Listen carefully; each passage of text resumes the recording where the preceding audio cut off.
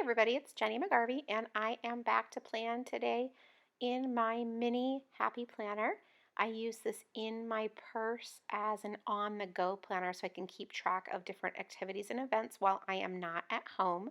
This is an undated watercolor mini happy planner that I purchased at Hobby Lobby, so you won't find it at Michael's or anything like that. I'm just using a roller date stamp to add the dates down that little tiny margin along the side, which is different for me. I have not done that yet, but I had this idea a couple of weeks ago that maybe I could give that a try. I, of course, got ink all over my fingers and hands. That's pretty normal, and it annoys me when I get it on the page, like transfer it from my fingers to the page. So you saw me wipe it off with a little wipe just so that I could keep my hands clean and avoid future smudges. I'm going to plan with all me and my big ideas happy planner stickers today. I'm using, as you can see, a whole bunch of them that are in that sticker book that I created, and then also a value pack and then some Mambi Sticks holiday stickers as well. I'm using a Pilot permanent pen on these glossy stickers. It helps it not smear, and I really like the tip of it. It's very, very similar to a Sharpie Ultrafine, however, so you don't have to go out and run and purchase a Pilot one. A Sharpie would do just fine.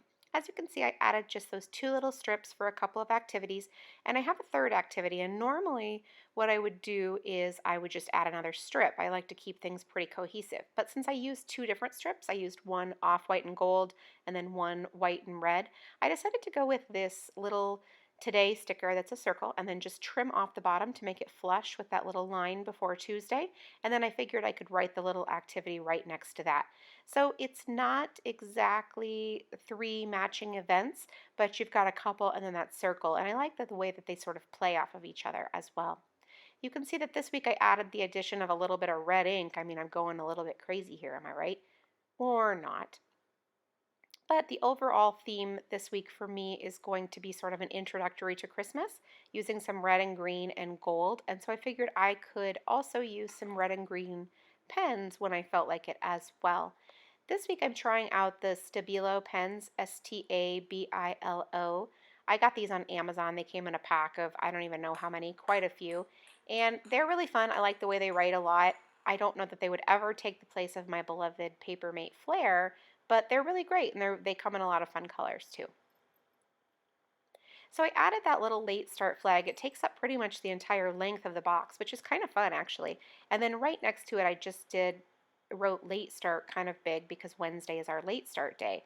Now what's a little bit unusual is that it appears at first glance that I put the same events for Tuesday and Wednesday on the same half of the page, because if you've watched any of my videos before, I normally like to alternate back and forth, but I also had an event to put down as well, so I used that on the left-hand side of Wednesday.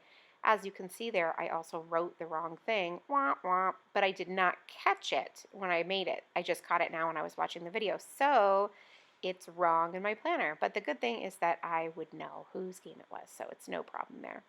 As you can see, I put the full box decorative sticker right down in the center there, and then I'm going to layer a couple of event stickers. So I first used that cute little small one that has the holly in the green corner, and then I'm just going to get a simple quarter, not even quarter, like a little strip arrow sticker from my sticker book right there and place that down on the right hand side. I figured that this did a couple of things. One, it creates a little bit of contrast at the bottom of the page from the rest of the page because it's very different. It allows for a little bit of layering, which I always like, and then it just adds that decorative element as well. So I feel like it's kind of a win-win to occasionally use something like this, like that whole box right there.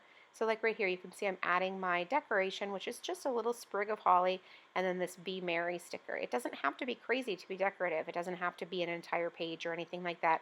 It can just be a simple little element, and you're able to capture all of the fun of the season that way.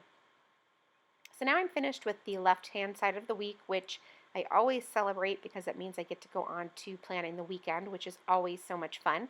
But first I'm going to use that roller date stamp and stamp in the margins. I use an old one that I've had for years from October Afternoon But if you do not have one already, but you're kind of interested in it, I know that Becky Higgins and Project Life sells one. I've seen it at Hobby Lobby for $5. So you could totally very inexpensively pick one up, and it's actually a really great tool to have. It can be used for a whole lot of different purposes. I'm also using my trusty VersaFine ink. I love it. I highly recommend it. I think that it's great for beginners. It's great for experts. I have been using the same ink pad for almost 6 years, and I have never had to replace it. It's definitely well worth the investment. As you can see for Friday on the right hand side, I put down that gold star sticker to notate my event for the day. That's a really cute sticker, and the gold in these sticker books is just a really good color. Not all golds are created equally, so I'm not always automatically a fan, but I am very much a fan of this gold foil. It's very, very pretty. Now on Saturday, it's kind of weird because I'm using that event sticker, but it's lined and they line up even with the lines in the planner. And so it's a little bit strange that I used a sticker there, but I wanted that red. I liked the contrast very much. And I did something that's sort of unusual for me by placing that Marion Bright decorative sticker right next to it. But I knew because I was notating a Christmas party that I definitely wanted something bold and awesome to go with it. So that's why I went ahead and did that early as opposed to waiting a little bit.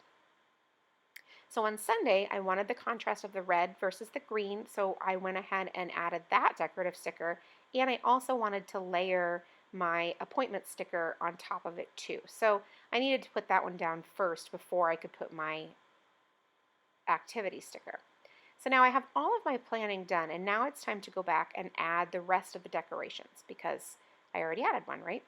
So I want to keep the theme of the circle stickers because they're really cool and I like the way that they're turning out and they look fun and very festive on this page. And so I definitely want to keep that in mind, but I don't want to overdo it either. That can be done easily, and then not only is it overdone, but then it doesn't look as good. So it's definitely something to keep in mind when putting down stickers. I feel like less is always more.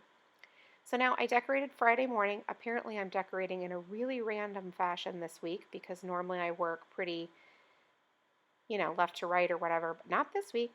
I added that little snow globe on Tuesday, and what I like about it is that it's very pretty, but it also has that circular element, and so it definitely matches with the circles that I already have on Monday and Sunday, and it creates that nice visual triangle of circles as well.